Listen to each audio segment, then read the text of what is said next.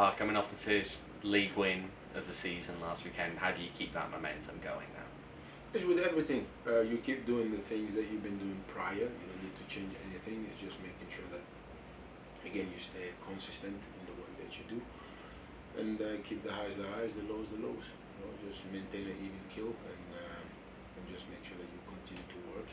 Because again, like I said to the boys, they deserve it because of the work that they've been put themselves in that work every single day. You know, and then eventually, a good work is always going to be rewarded. As I always like to say, hard work is undefeated.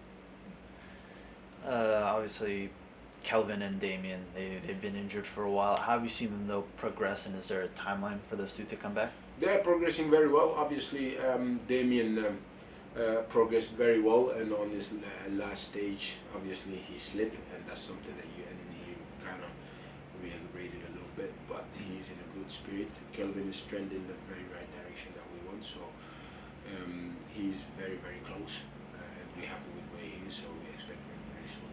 Yeah. And then playing 2 games in rapid succession. You play San Jose tomorrow. 3 games? Saturday, Tuesday, Saturday, Wednesday, Saturday. Okay. How does that factor into who starts, who doesn't? Well, sometimes, obviously, with the 3 games, you always look to manage your bodies, because right now we're not gifted with all the bodies because of the people we have, but we're managing to get people back. So now is to insert them in. It's about times, you know, that we discuss with our performance coach and athletics performance with Greg and Devin, you know, and see where the progression of the boys that are coming back and how many minutes they need. So it's always a balance, but sometimes when you have a momentum, you want to keep that momentum going by also trusting the guys that also fall and help, and we know that we have also some game changes on the bench. So for us, is you ride the momentum as soon as you can. We've seen Rafa listed as being out with an illness last couple of weeks. Is there any update on him and his condition? Well, he was here a couple of days ago. He was here on Saturday to support the boys. He's trending very well. Obviously, you know, he has an illness that needs to be looked at, but he's trending in the right direction, and we'll be waiting for him.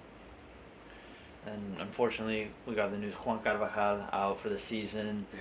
How do you and the boys just kind of, I guess, mentally get over that and just keep moving forward? I mean, right now, I mean, you look at us for the past year and this year, it's a very resilient group, all the way from front office to players to staff. Injuries are part of the game. It's something that you don't wish upon anybody.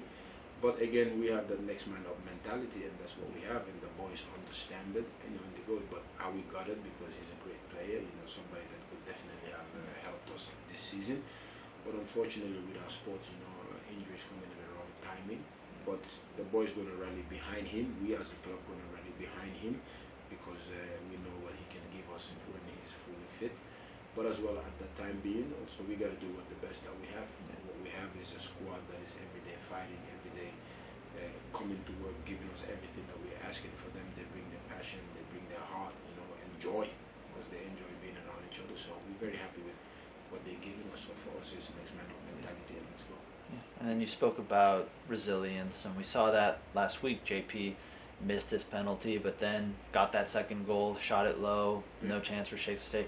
How do you see a guy miss a penalty and then just keep going and then eventually get his goal back? That for me was the highlight and the epitome of who JP is, right? Again, he stay even kill, and he's a true leader, and the way that he's grown with this club, being his club, and that's why you saw him kiss the badge, because it means so much to him, being a kid from here, have that passion for this club, bleed for this club, you know. So he's a true Phoenix Rising player, and to see that and have that in this locker room is massive for us, because he's a top professional and a true leader for us, and I'm very happy how he's continues to grow and develop himself. So I'm very, very happy.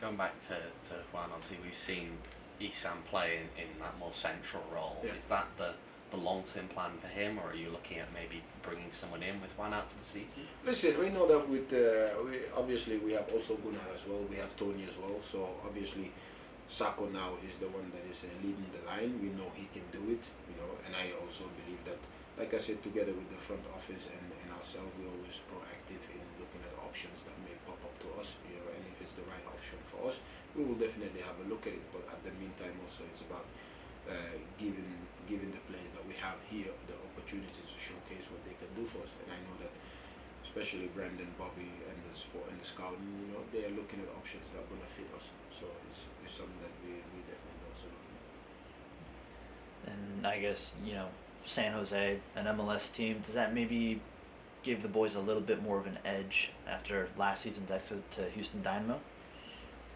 Yeah, it should. But also, what I want this game for the boys is to enjoy it. Listen, you some of them have aspiration to be in MLS, some of them beyond. There's no better test. You go in and enjoy the game. And we showed last year over 90 minutes. Obviously, we were there. Mm-hmm. But then you know that the budget, the different players they can bring, that is the difference, man. That is the difference from. And when I watched the game back against Houston last year, even at 2-1, Tico had an opportunity. Maybe he passed it to Foreman. That's the what's if. But yeah, they bring in guys that cost 8, 10, 20 million. There's nothing you can. But the way that we fought as a team, the way that we showcase ourselves, is the same thing I want to see in this game, because there's no different to why shouldn't be us?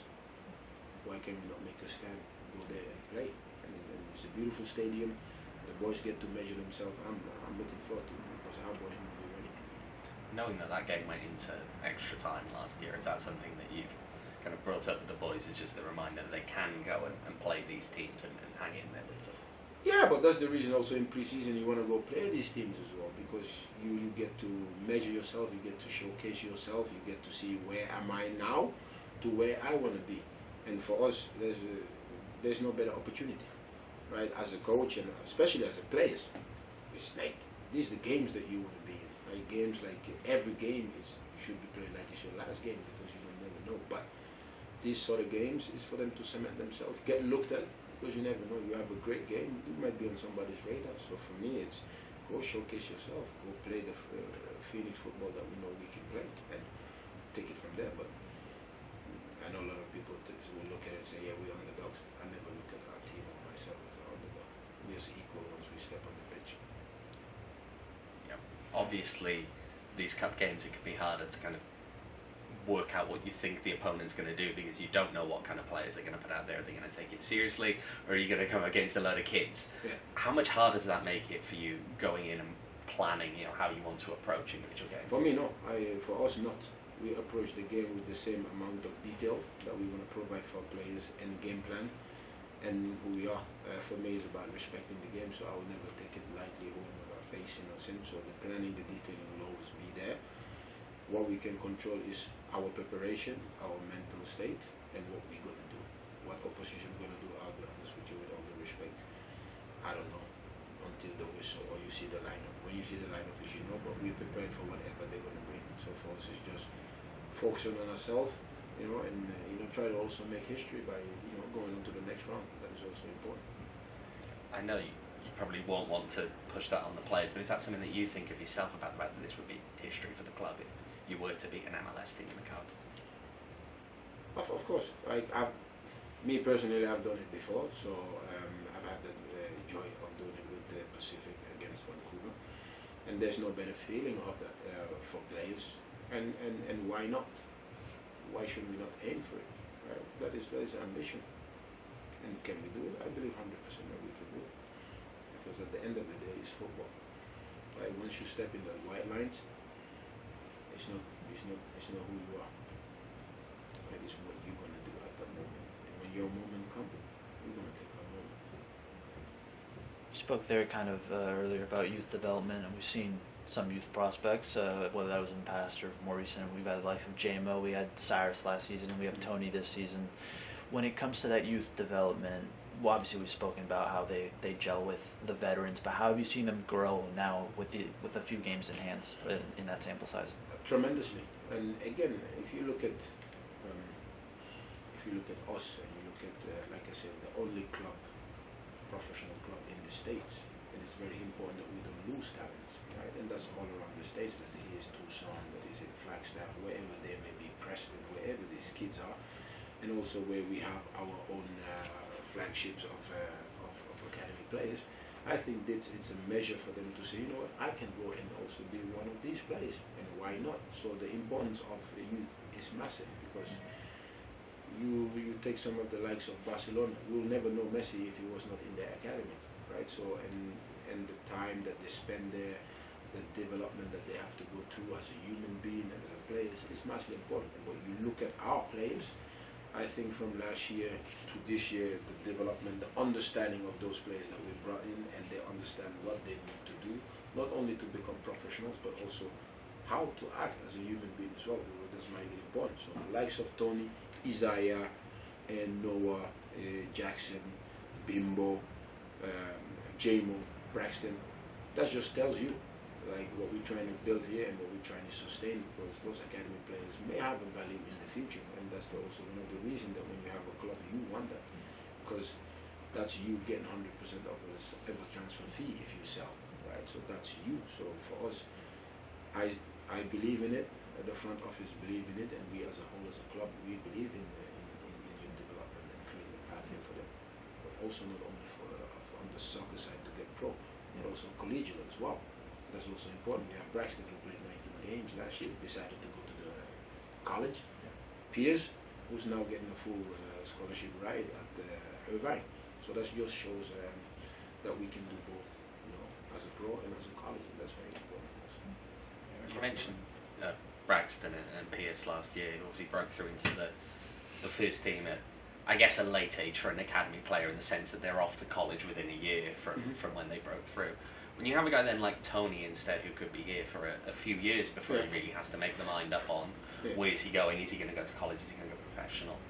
What does it mean to have, you know, several years maybe with a young player like that in that first team setting? Yes, obviously it's a different scenario, right? Piers was mature to go, but already he had maybe have committed before we came in, and so was Braxton. Braxton was actually a great one. He was debating, do I go pro, do I go college? And for him he wanted to experience what is it to be in college, right? And those are things that you have to also be able to give. Tony is a different one, that he's determined to make it as a professional footballer. So his dream is, I want to go that route. But we're also telling him that it's very important his schooling, because if his grades are not good, he ain't training, right? Because that is something, accountability that we have to hold as a coaches as well, because it's important, because the parents trust us. We also have to do right by them by also making sure that they still have a degree, because football career also can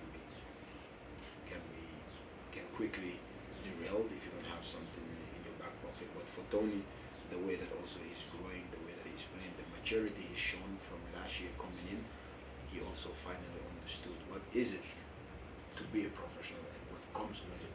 And then you take a Isaiah, who now we've turned into a right back, and the way that his growth has skyrocketed, you know, and proven in the games that he plays, holding his own. That's also testament to themselves and understanding what we ask him as a coaching staff, and also what their teammates are asking of them, and keep doing it every day. So finding that balance of letting them play games, holding them back and playing games is important, because you also don't want them to burn out very quickly. But having those years is very important for the growth of their development, not only as players but also as human beings. And that will make him more robust, Tony, you know, to handle the demands as well. And he's in the right path, and we enjoy where he is, you know. And there will be more minutes for him coming, because, you know, like you said, Kabar is out, so now can he also go on the run when his opportunity is given to him. Thanks, Paul. Unless you have one more. Yeah, I was going to go on a different, wider one here, but yeah, it's been spoken about for years, obviously, about the potential legacy from the World Cup, and at the same time, it feels as though, you know, every day it feels like there's more and more news about ways that fans are being priced out, be it from the tickets originally when it first came out, to now even just getting people to the stadium, down where it's $80, $100, I think, in New York to even get to the stadium. Do you think there's a real risk that ultimately this World Cup is going to kind of price itself out of leaving a legacy here in the US? Then you have to compare it to the '94 then. And then you have to compare with everything that are happening in the world. Has the world getting more expensive? Yes, it has. And is it supposed to be that when it comes to World Cup? No, because this is a party for the people, right? To come together and celebrate. For me, when I look at World Cup, I want to see cultures being celebrated, love being celebrated, acceptance from different backgrounds being celebrated. That's why you have World Cup. And when you price it out, we as human beings are going to miss out on those things, because then we would rather not be in the stadium to get a great experience, a great feel, you know, like an African and a Welsh, you know, sitting in the same stadium, or an American, you know, sharing maybe laughter, joy of the beautiful game. We might be stripped of that because people want to pocket, right? So sometimes we have to look at it and go, right, what is the game for? And who owns the game? The games is not owned by the board people. The games is owned by the people. So making it accessible, and in America, I would have make it accessible for the future generation, for them to experience the World Cup. And we see the growth that it has done for this country, the '94 World Cup. And I do truly believe, for me, just living here for the past 13 years, that this would have been the greatest force and drive for the future of American football, soccer in that per se, like how people then would have viewed it, this newer generation, and maybe now 5-10 years down the line, that instead of going out maybe in the group stage or round of 16, you have an American team that is full of culture, full of diversity, to able maybe to compete for World Cup. But right now, no. So FIFA, everybody has to be better, because we all I want to take my family to the stadium, really, for my daughters. But you're going to think twice if the price is 6-7 grand just to watch a football game. Should never be that. Should never be that. So hopefully not, but if that happens, hopefully that people that truly are in charge will look at it, reflect, and hope that nothing happen in the 2030 World Cup and 2034. People have been talking about, you know, the impact. It was also the legacy from that World Cup, what it's going to have on USL. It feels like it's something that owners have been talking about for almost like 4 or 5 years now, that's going to be the moment, that's going to be when things kind of take off. Given all that other context around the World Cup, is there a risk, do you think, that maybe the league misses out on that moment, that you don't get to ride that same wave that maybe they were hoping for? No, I don't think so. I think football in America, soccer in America has grown a lot and quick. I look at myself when I came in this league 2013 to what it is now. Almost every 30 teams has a stadium and a training facility that is better than the most clubs in Europe or everywhere around the world. So I do believe that when people in America and Americans decide to do something, it's always going to be done the right way. But now it's, all right, are we going to monetize the MLS, the USL, and the lower leagues of US soccer to combine it as one? Because there's plenty of talents, number one. Me, just as a head coach, when I look at it from a holistic view of going, all right, MLS will grow, USL will grow, maybe USL League One will grow when they all understand the ecosystem of why having a World Cup and the spur that it does for you, right? Because you look at the players and you look at what MLS was, because there was no league. There was no league until FIFA asked them that you need to have your own league before we can give you the World Cup. That's why MLS was started.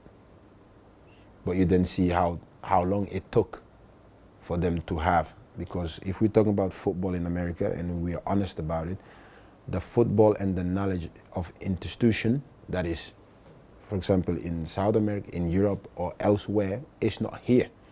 So it takes time to build. But what MLS has built over 30 years and what they continue to do is massive. And also USL is growing, right? And that is also a massive part of it. You look at some of the players and you look at some of MLS players are now playing in the USL. They're playing in the USL, so that is a growth of the USL also as one, and they will get a lot growing from this World Cup, because we will get eyes on us, you know, but as well as people that are not getting their minutes in MLS will look to go, you know what, I want to play. So what is the second best thing? It's the USL. So that's also for the USL to utilize and understand that the best thing beside the MLS, you know, how can we drive our league to be the best possible version of itself? Because for me, that's the most important thing, looking at ourselves and say, what can we continue to improve, whether it's facility, whether it's for the players, whether it's travel, whatever that the case may be. When we look at it and we keep improving that, this league will also continue to grow, you know, and that's the way I view it. But it will definitely get, we'll definitely get a little bit boost of it, for sure, 100%. So we'll hopefully soccer around US if the prices are lower.